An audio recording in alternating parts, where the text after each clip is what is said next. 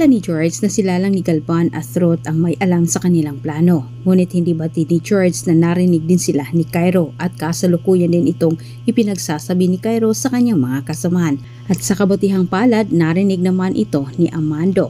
Nakipagtulungan na itong si Barbara kay Samantha para malaman umano nila kung si Galvan at George ay magkasabwat sa pagbitbit ng anak ni Sam. Ginamit ni Barbara ang kahinaan ni Galvan para mapakantan niya ito, ang sarili ni Barbara.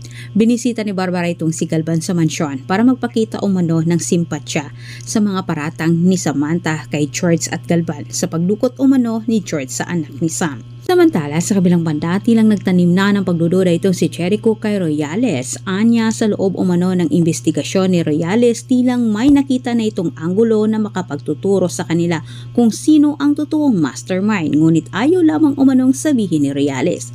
Bagay naman na sinang-ayunan din ito ni Royales. Depensa nito, maaring may alam na umano siya pero hindi umano niya ito ipagsasabi sa iba hanggat wala umano siyang nakuhang sapat na ebidensya.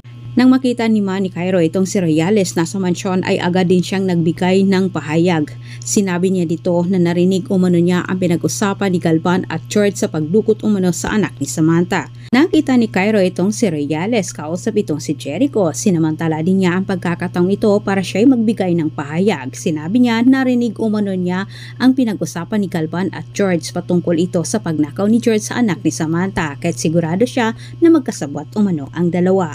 Sa kabilang dako naman, tuluyan na ngang nahulog itong si Galvan kay Barbara at inamin din niya ang sabwatan nilang dalawa ni George. Malihim naman na tinutulungan ni Amando itong si Samantha para makahanap umano ng matibay na ebidensya na magdidiin kay George sa pagpatay umano sa sanggol. Hindi sila naniniwala na ang Palacios-Key umano ang tumapos sa buhay ng sanggol.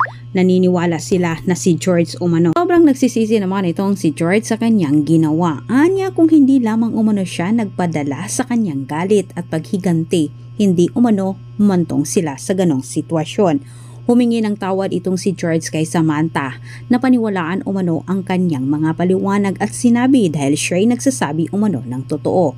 Ngunit sa puntong ito wala ng puwang ang isip at puso ni Samantha para unawain pa itong si George. Matigas na si Samantha dahil sa sinapit ng kanyang anak. Depensa ni Samantha kung isang aksidente umano ang ginawa niya dito sa anak ni George. Pero si George umano malinaw pa sa simoy ng hangin at sikat ng araw na si George umano ang tumapos sa buhay ng kanyang anak. Maraming salamat sa panonood. Huwag kalimutang mag-subscribe.